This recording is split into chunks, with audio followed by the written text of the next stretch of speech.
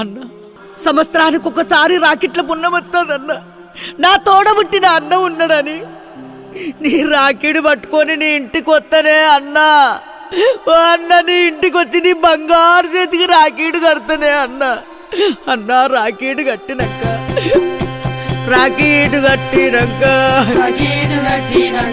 నీకు పంగు చాపుతా అన్నా. నా చెల్లె వచ్చిందని వాళ్ళ నాకు సీరలు పెట్టాకన్నా. వాళ్ళ నాకు కట్టమియ్యకే అన్నా. నాకు 100 ఇయ్యకే అన్నా. 200 ఇయ్యకే అన్నా. 500 ఇయ్యకే అన్నా.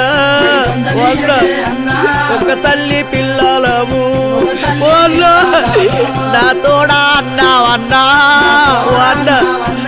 నా తోడా అన్న